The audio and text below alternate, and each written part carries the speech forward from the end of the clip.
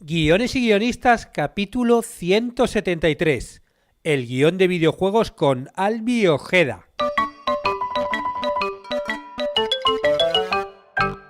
Buenos días a todos, bienvenidos a Guiones y guionistas, el podcast con el que todos podemos aprender a hacer guiones y en el que el guionista es el rey. Cada semana salimos al aire con 2 programas en los que vemos un nuevo elemento, técnica o herramienta para que sepáis más del lúdico mundo de los guionistas y el jugable arte de los guiones. Hoy vamos a hablar de guión de videojuegos con un invitado especial, uno de los guionistas y diseñadores narrativos más conocidos de España, no solo por su labor como guionista, sino también por su esfuerzo en la divulgación del guión de videojuegos. Me refiero a Albi Ojeda. Y ya sabéis que si queréis tener éxito como guionistas, podéis apuntaros a los cursos de guión y aprender todo lo necesario para el oficio. Cortometraje, largometraje, documental, serie, webserie, cómic, hay cursos para todo. Bueno, básicamente a día de hoy hay 23 cursos, 160 lecciones y cada semana se suben 3 clases nuevas. Obviamente, dependiendo de cuándo oigas este podcast, a lo mejor hay 30 cursos, 40, 50, a saber. Y todo por tan solo $10, un regalito. Y hoy casualmente hemos publicado la última clase del curso de Storyboard. Y en esta última clase pasamos a la acción viendo los pasos para hacer el Storyboard desde el desglose del guión hasta el planillado final. Y para los suscriptores os voy a dejar en la zona de descargas 5 plantillas de Storyboard que podéis bajaros para vuestros trabajos. Son planillas con formatos diferentes de Storyboard para que elijáis cuál os viene mejor para vuestros proyectos. Y este sábado termina el curso de adaptaciones a guión de cine. Va a ser una clase muy práctica también porque nos va a dar las claves para buscar y encontrar los personajes y el tema de la historia que hay en el medio que vamos a adaptar. Y como os decía antes, hoy está con nosotros Albi Ojeda, un guionista español, canario, que, bueno, además de guionista es diseñador narrativo, es decir, un creador de videojuegos. Hola Albi, ¿estás por ahí? Sí, estoy aquí, ¿qué tal? Perfecto, me encanta esta conexión, estamos a 10.000 kilómetros y parece que estamos en la esquina de tu casa. Bueno, he dicho que eres diseñador narrativo. ¿En qué consiste esto de ser diseñador narrativo? Pues en realidad es un término porque he empezado a usarlo porque al hablar de solo guión de videojuegos parece que es un término muy restrictivo, que solamente te dedicas a escribir diálogos y cinemáticas. Y como el videojuego tiene muchas formas para contar historias más allá de lo clásico, me veía que a la hora de contar historias necesito usar ciertos recursos que no entran dentro de esa definición. Entran mejor en la de que es diseño narrativo, porque al fin y al cabo lo que haces es diseñar momentos, secuencias, instantes, incluso mecánicas de juego que sirvan para contar la historia. Entonces, diseño narrativo engloba mucho mejor lo que es esa parte de contar historias y narrar dentro del formato interactivo. Muy bien, ¿no? Pero es un término que no digo que te hayas inventado tú, pero vamos, como que tú te lo has asociado, ¿no? ¿O es un término normal entre el mundo de los guionistas de videojuegos? Es normal, sobre todo en Estados Unidos y en el extranjero. En España todavía estamos un poco verdes en eso del diseñador narrativo, del guión de videojuegos, porque se tiende hacia otro tipo de vertiente de videojuego, que es el de priorizar lo que es la mecánica, lo que es la diversión en sí sobre la historia. Ajá. Ya desde hace unos años sí empiezan a surgir otras figuras de narradores que empiezan a usar bien la historia dentro del videojuego, sobre todo fuera, es donde se usa más ese puesto y de hecho se busca así un diseñador narrativo para crear la historia. No, muy bien, muy bien. Sí que es verdad que, claro, es que el guión en videojuego es algo mucho más amplio que simplemente escribir los diálogos, porque ¿realmente qué hace un guionista en un videojuego? Bueno, depende sobre todo de las necesidades del proyecto, porque no es que normalmente tendemos siempre a compararlo con el cine y pensamos que el guionista únicamente, bueno, pues escribe lo que es el guión que después se va a ejecutar. En un videojuego entran a formar parte del juego otros elementos que son sobre todo el de la diversión. Un juego tiene que ser sobre todo divertido. Y eso no entra tanto de la mano del guionista, porque el guionista se centra en la parte de la historia, de los personajes y demás, sino que entran en juego otros elementos que tienden hacia la tecnología, incluso a lo que es divertido o no. Eso lo crea un diseñador de juego. Y el diseñador de juego define la forma en la que el jugador se va a enganchar o no. Entonces, hay veces que, bueno, el peso de esa diversión, por ejemplo, en un Super Mario, es mucho mayor que la excusa narrativa con la cual vas a ir. Es decir, un Super Mario es un fontanero que va a rescatar a una princesa. Ese juego ha funcionado desde los años 80 hasta nuestros días sin alterar su propia narrativa, porque lo divertido es esa diversión que está de fondo, que se ha diseñado y que se ha pensado muy bien. Entonces, normalmente un guionista de videojuegos intenta ponerle siempre una buena excusa para que el jugador se siente y se ponga a jugar. ¿Qué ocurre? Que hay tantos géneros dentro del videojuego que la tecnología a veces permite que el juego sea lo de menos y se centre un poco más en la historia. Por ejemplo, con el género de las aventuras gráficas, que realmente la mecánica de juegos muy simple, juegos como el Monkey Island, también eso de los años 90, juegos donde la mecánica, eso, son secundarias, tienes una serie de puzzles, tienes mecánicas de diálogo, pero lo atractivo es el universo en el cual te mueves con los personajes y demás. Entonces, por eso decía, depende de lo que necesite el proyecto, de lo que vaya a hacer. Hay veces que un guionista únicamente aporta ciertas pinceladas para darle al universo un empaque un poquito mayor, tratar a lo mejor un personaje, tratar de que tenga un poquito de profundidad o tenga un buen objetivo, y otras en el que no, en el que directamente hay que estar escribiendo líneas y líneas de diálogos, hay que estar trabajando a un nivel muchísimo más profundo. Claro, claro, depende, pues eso, también del formato del juego, ¿no? No sé si se llama formato de la categoría, ¿no? Sí, sí, porque después también ya no solamente influye el propio género en sí, que es lo que define si va a ser un juego de aventuras, si va a ser una de plataformas o qué, sino el soporte final, porque tampoco funciona igual un juego para móvil que para ordenador. El consumo propio es distinto y el jugador que usa el móvil para jugar lo hace en situaciones en las que no quiere ni leer, no quiere ver historia, quiere ir directamente a la diversión. Sin embargo, en otro tipo de juegos, puede ser una consola, si ya reservas un tiempo para sentarte delante de la pantalla a jugar. Entonces ahí sí la gente exige muchas veces un poco más de historia. Y por eso vemos que los grandes juegos que están ahora mismo a la venta de Play, de PlayStation, de Xbox, empiezan a tener personajes incluso más profundos en el cual pensando ahora mismo en el God of War, el último, en el cual pasabas de ser un asesino de dioses espartano a convertirte en un padre que tiene que cuidar y educar a su hijo. Ajá. Entonces es una fórmula también distinta según al target al que vayas a dirigirte, el consumo claro que va a tener, y entra en juego muchísimos elementos a tener en cuenta. Claro, claro. Entonces me imagino que obviamente sí que el guionista tiene mucha más importancia en los juegos de plataforma y menos en los de teléfono, que ahí lo que importa es la jugabilidad y lo que dices tú, ¿no? Como que vaya rapidito todo, ¿no? No tanto meterte en la historia, ¿no? Sí, sí, de hecho en España hay una serie de empresas muy potentes que se dedican al mundo del videojuego en móvil, pero la tendencia son tipo Candy Crush, es decir, son juegos de ese tipo, que son de consumo fuerte, que enganchan rápido y que apenas tienen un hilo, nada más que es la excusa para continuar. Eso no significa que en el medio móvil no se puedan soportarse otros géneros como es el de la aventura gráfica, que también en España está una empresa que se llama Péndulo Studios, que durante muchos años se ha especializado únicamente en las aventuras gráficas y que ha lanzado sus propios juegos en esa plataforma. O sea, la tecnología táctil no significa un límite para poder contar historias ni nada, todo lo contrario. Lo que sí lo hace es el hábito de consumo. Si la gente usa más el móvil para una cosa rápida mientras está esperando en el médico, en servicio público, lo que sea, pues no va a poder consumir otro tipo de productos. Pero bueno, es cuestión de eso, de siempre ver qué producto es, qué proyecto, hacia qué público y con qué objetivo. Claro. Sí, sí, realmente como el guión en otros medios, ¿no? En televisión pasa igual, en cine, tal, como que Exacto. todo eso se valora. Porque claro, tú también eres guionista de ficción, ¿no? He visto que has escrito más de 20 cortometrajes, ¿no? Y luego también has colaborado en muchísimos videojuegos. Un poquito, ¿en qué se diferencian las dos narrativas y en qué se parecen? La narrativa cinematográfica y el videojuego.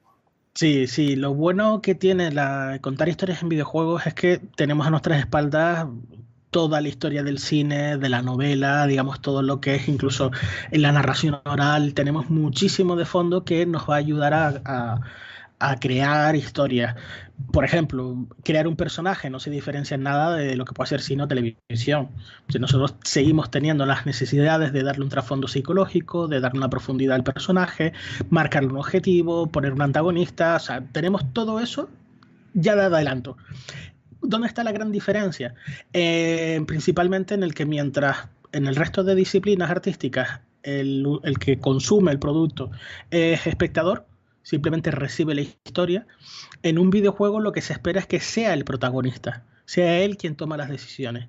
Y eso empieza a abrir una gran variedad de posibilidades para que el jugador, en este caso la persona que acceda a la historia, pueda llegar a explorar incluso historias alternativas. El gran ejemplo lo tenemos ahora mismo con el último capítulo de Netflix, en el cual era una especie de elige tu propia aventura.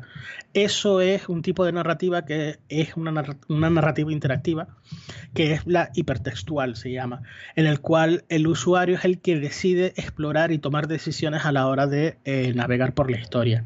Un videojuego normalmente tiende a tener una alta interactividad y exige además a los creadores que puedan tener la máxima libertad posible. Aunque sea una historia conducida, aunque siempre vayamos a estar siempre en el mismo ambiente, con los mismos personajes y hacia un mismo objetivo. Como mínimo se le va a pedir que cuando el jugador se enfrenta a una situación, por ejemplo, de un diálogo con un personaje, pueda tener varias opciones para elegir no una única. Con lo cual se empiezan a disparar todas las posibilidades, porque no es solamente la escena que tú piensas que pueda resolver dramáticamente, es que a lo mejor el jugador exige que a la hora de hablar con ese personaje lo pueda hacer en un tono más agresivo, o a lo mejor más meloso. O sea, hay que empezar a explorar la misma secuencia en distintos tonos diferentes para dársela a elegir al jugador. Y por supuesto, una vez se toma esa decisión, el hilo narrativo va a cambiar, porque la reacción de la persona que está recibiendo esa información y esa respuesta más agresiva o más amable va a reaccionar de forma distinta. Y es posible que te abra o te cierre puertas dentro de la misma historia. O sea, es un trabajo más complejo, pero sobre todo muy divertido. Claro, sí, sí, no, es realmente lo que dices tú, ¿no? La interactividad, ¿no? Como que la gente, como que el consumidor deje de ser algo pasivo, ¿no? Y empieza a vivir la historia, ¿no? Está muy bien. Claro, en eso también se acerca un poco a lo que se está ahora investigando, el tema de la realidad virtual, ¿no? Que sería una cosa entre medias donde la persona Sí. tiende a vivirlo, ¿no? De una forma más interactiva. Sí, de hecho, la realidad virtual no está haciendo más que recoger muchos de los elementos que ya el videojuego lleva haciendo más de 20 años. A la hora de colocar la cámara justo en el centro de la acción y que solamente tú puedas ver aquello que tienes delante tuyo y que tú giras la cabeza, eso está cambiando la forma de narrar, porque ya no existe un tiempo de montaje en el cual puedas saltar de un plano al otro, puedas cambiar la ubicación en cuestión de una fracción de segundo. No, no, no. Todo tiene que ocurrir casi como una especie de obra de teatro alrededor del espectador. Entonces, todos las bases que está plantando ahora mismo la realidad virtual sobre cómo podría ser ese tipo de comunicación, el videojuego lo ha hecho, lo tiene resuelto desde hace eso, 20 años, 25, que es cuando empezó a sacar el género que se llama el FPS, que es un shooter, es un juego de disparos clásico, típico cuando hablamos de videojuegos que nos viene a la cabeza de, no, es que es un juego de tiros y de disparos, pues eso mismo, es un juego en el cual estás en primera persona usando un arma y apuntando. Pues la narrativa que llevan trabajando esos juegos desde principios de los años 90 es lo que está demandando la realidad virtual. Sí, claro, el salto ha sido como que ahora realmente la tecnología hace que cuando te pongas las gafas sí que sientas que todo va como tus ojos, ¿no? Que antiguamente había saltos y otras cosas que no, que claro, Sí. no te hacía el salto este de sentirlo tú como una realidad, claro. Los guionistas de ficción, tú que conoces un poco los dos mundos, cuando intentan pasarse a guión de videojuegos, ¿qué errores suelen cometer? ¿Dónde se suelen equivocar ahí? El primero es que no consiguen hacer el salto de lo importante no es la historia, lo importante es el jugador. Es decir, yo tengo una historia muy bien pensada, a lo mejor con su salto. Lo hacemos por inercia, porque al fin y al cabo lo que hemos aprendido desde pequeños es a contar historias y lo llevamos en el ADN cultural. O sea, contamos historias de un principio a un final. El hecho de tener que dejárselo en manos al jugador implica que a lo mejor ese gran final que tú has pensado ni siquiera lo ve, ni siquiera accede a él, porque empieza a tirar del hilo narrativo, toma decisiones y toma las peores decisiones dentro de tu historia. Y al final terminas desbloqueando una especie de juego de final malo que tú habías improvisado en plan, bueno, pues yo al final creo que lo mejor es que termine así. Bueno, pues resulta que esa es la experiencia que se queda con el jugador. Y tú dices, bueno, pero es que no lo ha visto completo. Es que da igual, es que la historia en un videojuego muchas veces es lo secundario. Lo importante es la historia que ha creado en su mente el usuario. Porque lo bueno que tienen los videojuegos es que la experiencia es totalmente distinta para cada uno de los jugadores. Si cada uno le damos las opciones de que pueda desbloquear ciertas cosas o accederlo a esa información, si un juego está bien hecho, va a implicar que posiblemente la historia la ha visto desordenada, porque el jugador ha explorado y al ritmo que él ha querido la historia. Eso no significa que nuestra historia sea peor, porque a lo mejor resulta que nosotros lo hemos pedido como un tempo al estilo del cine, ¿no? En el minuto 40 me vas a aparecer esta secuencia. No, no, no. Si el jugador se ha divertido y se ha pegado las primeras horas de juego simplemente paseando dentro de una habitación, se ha estado divirtiendo. Y eso es lo importante. Lo de menos es el momento en el cual ha salido la historia, porque la historia no deja de ser una zanahoria delante de la cara del jugador para que continúe y avance, pero lo va a hacer a su ritmo.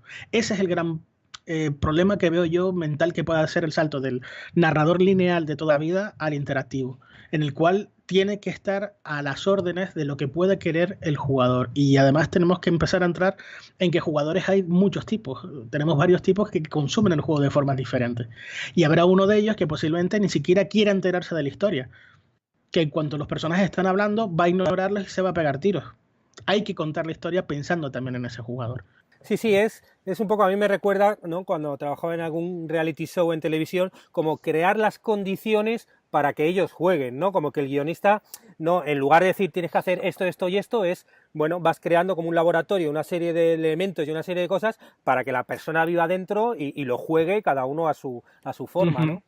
Sí, sí, es que tal cual es eso. El papel del guionista no deja de ser el de crear el universo en el cual se vaya a mover, darle una muy buena razón para que él avance y sobre todo darle cada cierto tiempo una serie de eventos y situaciones en las cuales sienta que no tiene del todo el control, para que esos momentos le genere unas condiciones de conflicto y que le impulsen a continuar.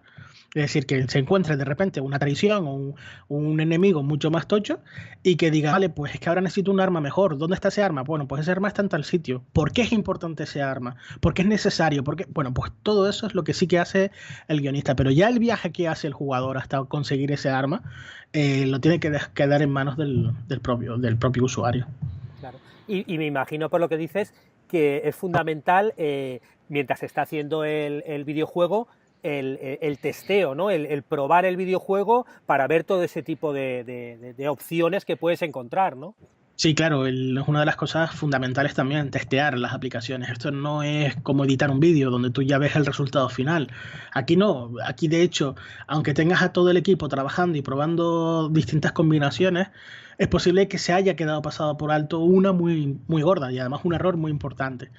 Para eso es bueno dejárselo para un grupo de testeo que no haya conocido nada del proyecto y que lo pueda probar de cero. Y entonces a partir de ahí surgen esos errores. Pero es normal sobre todo porque a lo mejor resulta que generas incluso agujeros de guión, de líneas donde supuestamente el personaje no había abierto una puerta para entrar y conseguir cierto objeto y ha seguido de largo y cuando llega a una habitación donde necesita ese objeto, a lo mejor o aparece en el inventario automáticamente o no tiene y se queda en un callejón sin salida.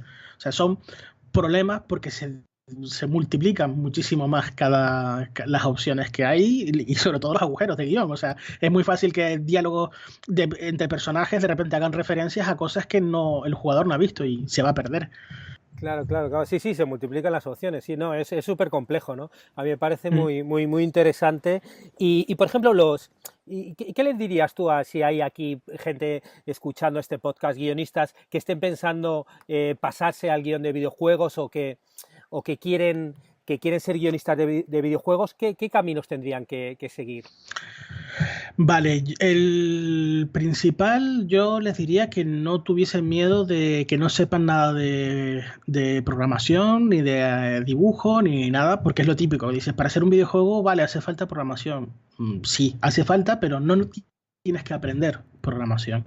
Puedes ofrecerte para trabajar en proyectos donde ya estén en marcha, de videojuegos que puedan necesitar precisamente guionistas y empezar a aprender de esa manera. O sea, Internet está plagadísimo de grupos que están empezando, que están queriendo hacer su primer juego y necesita ayuda de gente.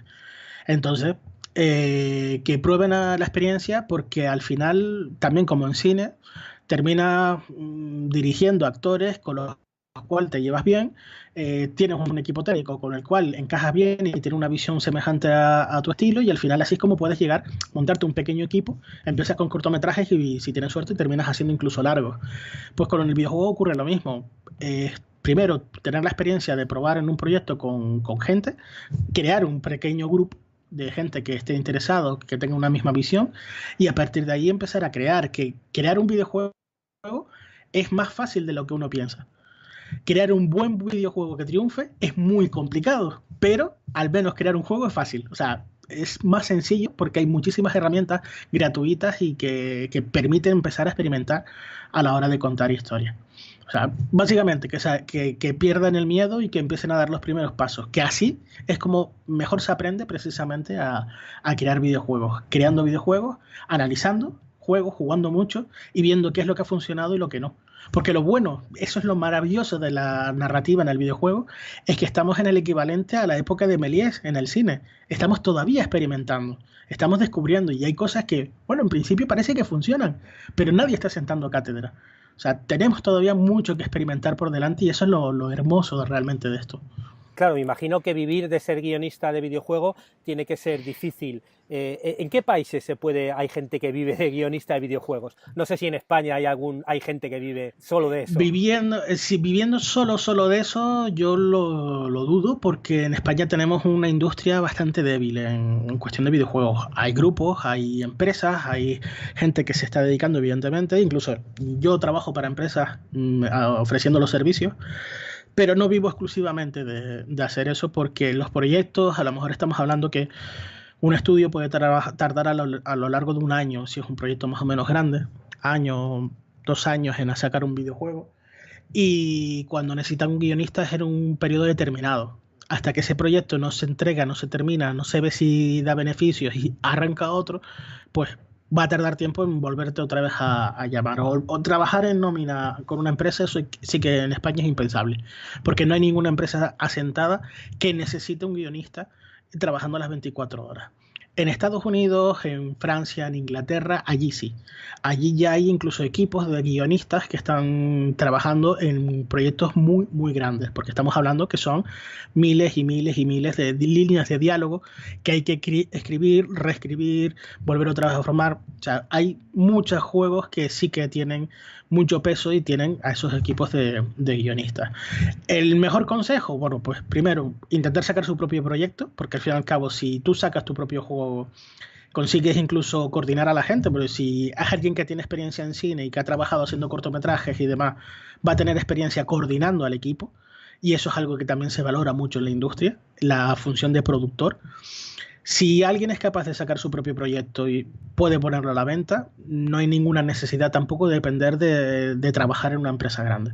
O sea, puede uno ser sostenible y empezar a sacarlo. Es complicado porque hay que conocer el mercado, entramos ya en otros parámetros, pero en un primer paso se podría llegar a hacer. Trabajar en otras empresas, pues sería ya en España sobre todo sería como freelance. O sea, cada vez que haya una empresa que lo pueda necesitar, que opta a ti. Pero si se quiere trabajar mediante nómina y demás, Estados Unidos, Francia e Inglaterra es donde se están moviendo todo el gran peso del desarrollo en sí. O sea, es donde se mueve todo. Sí, realmente pasa lo mismo con el mundo audiovisual, ¿no? Lo decimos siempre. La tecnología se ha abaratado tanto que si mejor que estar esperando a encontrar un gran trabajo en una gran empresa, si tienes iniciativa, lánzate a hacer tú las cosas.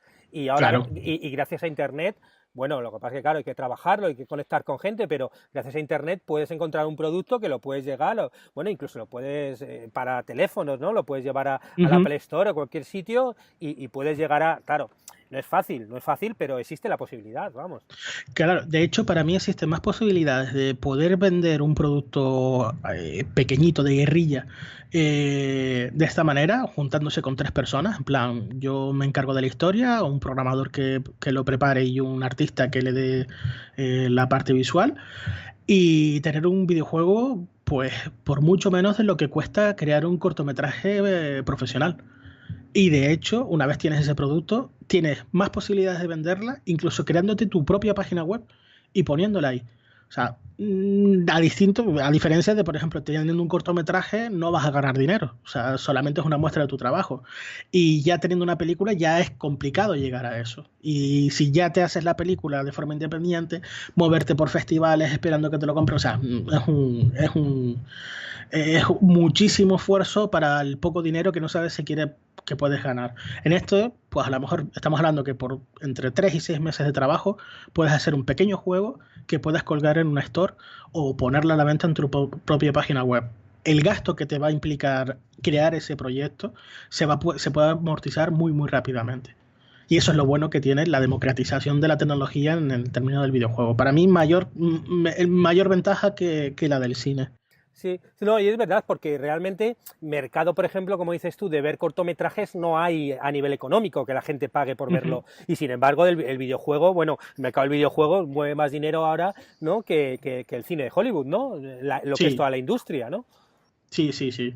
Sí, aparte de cine, música, que todo lo ocio junto, pues el videojuego lo mueve todo. Es cierto que detrás de esa gran frase que suena, que en plan, bueno, eso ya es la fuente, vamos, de dinero que puede haber, todo ese gran dinero lo mueven sobre todo en Inglaterra, Estados Unidos, o sea, se está moviendo en otros países más que en España. Pero es cierto que en España se está moviendo, está creciendo desde los últimos 10 años, ha crecido bastante, se están formando cada vez más empresas y eso significa que hay posibilidades. O sea, no estamos hablando de que sea, bueno, pues esto es una locura, no es como hace 20 años en España, cuando ni siquiera era posible porque no teníamos internet. Hoy día, teniendo internet, estando en cualquier rincón del mundo, podemos crear un producto que se pueda vender en Estados Unidos, que es donde está el dinero. O sea, y sin intermediarios, o sea, directamente. Y mundo Latinoamérica, no sé si conoces el mercado latinoamericano, qué países son realmente, tienen alguna industria de videojuegos, cuáles no, no sé. No estoy tan metido, sí veo que, por ejemplo, a nivel de desarrollo independiente, pues Argentina, México, Colombia también se están moviendo mucho. Lo que sí sé, por ejemplo, Brasil sí tiene mucho mercado digital en general, o sea, de todo lo que es marketing online y demás, es uno de los referentes que hay mundiales por detrás de Estados Unidos.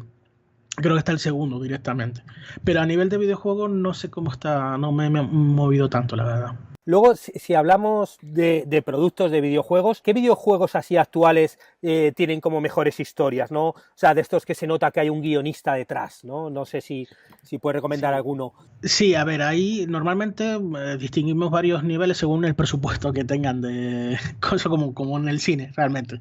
Están los juegos que se llaman triple A, que son enormes monstruos de trabajo donde tienes miles de empleados trabajando por todo el planeta. Por ejemplo, de Rockstar sacó ahora, Rockstar es la empresa, sacó el Red Dead Redemption, en la segunda parte, un juego del oeste, que tiene mucha carga histórica y que ha sido un bombazo que estaba todo el mundo esperando que saliese. Después también el God of War, como decía antes, son juegos que tienen guión, que se preocupan un poco por contar una historia, pero simplemente al estilo de una película comercial de Hollywood de superproducción. O sea, intenta que sean historias entretenidas, que tengan su dosis justo de drama y poco más.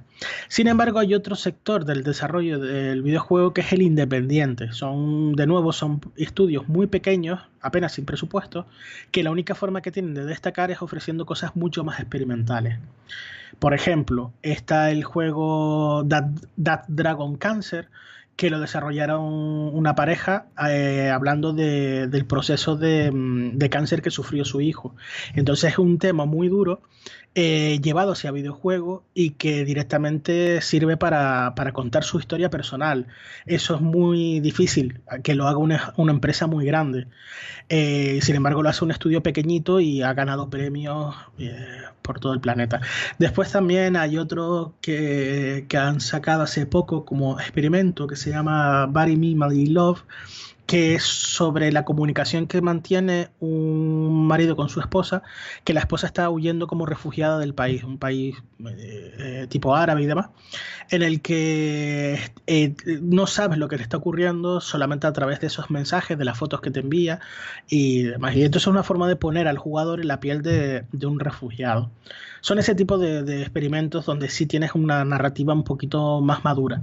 O sea, no son solamente juegos para ir y pegar tiros y poco más, sino no. Te cogen un tema de calado social y experimenta a través de eso. Normalmente en España también tenemos ejemplos de juegos que están trabajando muy bien la narrativa, aunque no sea solamente con temas sociales. Fictiorama Studios acaba de sacar un juego, Don't Feed the Monkeys, no le des de comer a los monos, que precisamente acaba de ser seleccionado como uno de los a lo que es el equivalente de los Oscars del desarrollo de videojuegos, y entre ellos está el de narrativa. O sea que le dieron además 3 nominaciones, que es un hito también dentro de la historia de los premios y premios internacionales. Tenemos otro juego más experimental también, con donde trabaja una narrativa mucho más profunda y emocional, que se llama Gris, tal cual. Es un juego muy bonito, muy estético, como si fuese de acuarelas pintados a mano, y es una animación espectacular, y también desarrollo español. Precisamente el año pasado, el 2018, dieron con varios de los títulos que son más potentes a nivel internacional y además con calado narrativo. O sea que por contar historias y entender las que se están haciendo muy guay. Cosas además en nuestro propio país. Mundo guionistas. ¿Hay algún guionista estrella de videojuegos? Alguien que tú me digas, bueno, si tienes que hablar de guionistas de videojuegos está no sé quién. Sí, de hecho yo tengo tres nombres que son la corona que tenemos ahora mismo en España. Está José Mochán, que es digamos, se podría considerar casi directamente es el primer guionista de videojuegos que ha habido en España, porque trabajaba en Péndulo Studios, que Péndulo Studios es la empresa esta que se especializó en aventuras gráficas. Entonces lleva desde hace más o menos 20 años, empezaron a lanzar aventuras gráficas, y él es siempre la figura visible dentro del guión del videojuego en España. Después está Luis Oliván, que es el guionista del Fictiorama Studios, precisamente el estudio que acaba de ser nominado al equivalente de los Oscars de videojuegos. O sea, y de hecho él trabaja directamente como guionista dentro de su empresa. Es el que se encarga tanto de hacer del juego de Don't Feed the Monkeys y el anterior del Synchronicity, que es una aventura gráfica al estilo clásico, también con muchísima fuerza visual, y la historia deja un pozo emocional. La primera parte tienen pensado continuar más adelante, y al menos la primera parte deja un buen pozo emocional ahí después de jugarlo, que no te quitas el juego de la cabeza durante varios días. Y el tercero es Jordi de Paco. Jordi de Paco es precisamente programador que se dedica a contar historias con su juego en su estudio que se llama The Construct Dream, que desde hace unos años también tienen presencia a nivel internacional, a raíz de un pequeño juego que hizo con su equipo para una jam. Una jam son reuniones que se hacen internacionales cada cierto tiempo, se pone un tema y solo tienes para desarrollar el juego durante 3 días, un fin de semana.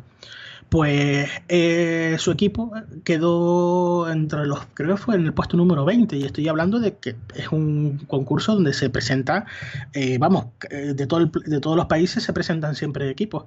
Pues llamó tanto la atención que una publisher, una distribuidora internacional, le ofreció el desarrollar una versión más larga de ese juego. Fueron a crowdfunding, tuvo muchísimo éxito y tuvo una difusión internacional. O sea, y además sus juegos tienen mucha carga emocional también y están muy bien escritos. Albi, no lo dije al principio, pero bueno, Albi tiene uno de los blogs de guión de videojuegos más, yo creo que es como un referente dentro del habla hispana, ¿no? Que se llama Skip Intro. ¿Qué tal? ¿Cuánto tiempo llevas con ese blog? Yo empecé en el año 2011 con Skip Intro. Precisamente no veía a nadie hablando de narrativa, no de cómo escribir un guión a nivel formal, sino de exactamente lo que a mí me interesaba, que era esos trucos que habían de fondo, cómo funciona, cuáles son las diferencias que hay con el cine. Entonces empecé yo mismo hablando de eso. Dije, bueno, pues voy a crearlo, a ver si así atraigo también a la atención de otros profesionales, de otros guionistas, y podemos debatir acerca de qué cosas funcionan y qué no. Y al final he ido creciendo poco a poco con el proyecto, y desde ser un simple blog donde iba hablando y reflexionando acerca de ciertas técnicas y ejemplos de videojuegos, se ha ido convirtiendo en una plataforma de enseñanza, y es precisamente la transformación que le estoy haciendo desde el año pasado. Ya no es solamente un blog donde iba echando la información y poco más, sino le estoy dándole una nueva capa para que cualquier persona que quiera empezar a escribir guiones de videojuegos pueda entrar y lo tenga allí todo. O sea, tengo guías de eso, de cómo ser guionista en España, cuáles son los consejos a la hora de desarrollar un buen juego. O sea, tengo muchísima información que estoy ahora poco a poco de nuevo reorganizando para que sea una base de herramientas útil para el narrador. Y a partir de ahí empezar incluso a llevar al mundo online todos los talleres que he estado dando de forma presencial, que durante todos estos años a lo tonto he ido dando muchísimos talleres, y siempre ha sido con números limitados de usuarios. Y siempre ha habido gente que me ha preguntado, oye, ¿y no vas a venir a tal sitio para darlo y tal? Y siempre es un poco esperar, bueno, a ver si cuadra, si hay más gente o cualquier cosa. Bueno, pues llevándolo al online aprovecho y consigo darle un poquito más de difusión y ayudar a toda la gente que quiera realmente dedicarse a contar historias en el formato de videojuego. Pues sí, bueno, yo qué te voy a decir, que tengo una plataforma de cursos de guión, pero sí, es la salida, ¿no? Realmente hay mucha gente que está a lo largo del mundo, que tiene interés seguro, y que vamos, que cuando saquen los cursos se apuntarán porque es una oportunidad que normalmente con los cursos presenciales está súper limitado a donde vives. Y más yo que vivo en Canarias, yo siempre he visto ese problema de yo querer estudiar ciertas cosas y decir, pero es que estoy aquí, es que yo no sé qué es lo que puedo hacer, ese curso es en el extranjero, es la península, es donde sea. Bueno, pues yo mismo, como lo he vivido, quiero romper esa barrera y decir, no, mira, te lo voy a poner aquí, te voy a dar todas las posibilidades para que estés donde estés, puedas aprender lo que tú quieres. O sea, esa es mi filosofía. Muy bien, bueno, yo pondré de todas formas el link en la web para que, bueno, cualquier interesado que estéis ahí podáis ver el blog de Albi, que ya os digo que si estáis interesados con el mundo del videojuego es muy, vamos, seguro que ya lo conocéis si estáis interesados, vamos, y si no, pues vamos, id a buscarlo. Bueno, Albi, pues muchas gracias por esta conversación. También dinos dónde se te puede localizar, no sé si Twitter, Facebook, algún sitio donde... A partir de la propia página están los enlaces a las redes sociales, pero vamos, básicamente yo suelo estar en Twitter, que es skipintro _. O sea, ya es a lo mejor un poco complejo de decirlo así, pero bueno, si no, a través de la página web se puede llegar al enlace. También en Facebook estoy, Skip Intro, todo sobre guión de videojuegos. Y a partir de ahí pueden contactar conmigo. Si no es a través de la propia página web, un mensaje privado, cualquier otro lado. O sea que Twitter Skip Intro _ y Skip Intro, todo sobre guión de videojuegos. Muy bien. Bueno, pues yo de todas formas pongo el link a los dos enlaces, además del blog donde podéis encontrar a Albi. Y nada, pues muchísimas gracias por charlar un ratito del guión de videojuegos, que siempre es un poco como este gran desconocido, ¿no?, del mundo de los guionistas. No, gracias a ti por dejarme aquí este huequito para hablar de mí y de la industria. Muy bien, pues nada, un abrazo, Albi. Venga, hasta luego, nos vemos la próxima. Y con estos contactos termino el podcast de hoy en el que hemos charlado con Albi Ojeda sobre guión de videojuegos. Y si os ha gustado, como siempre, agradecería comentarios y valoraciones en iTunes, iVoox o YouTube, que bueno, a vosotros os cuesta solamente unos minutitos y gracias a estos comentarios o incluso las 5 estrellas en iTunes, si os sentís generosos, bueno, pues podemos llegar a más gente y que más personas escuchen estos podcasts. Y muchas gracias también a los que os suscribís a los cursos de guión, porque bueno, estáis ayudando a que este podcast se mantenga. Estaremos juntos los martes y jueves con nuevas técnicas, estrategias de análisis para que aprendamos entre todos a ser mejores guionistas. ¡Hasta pronto!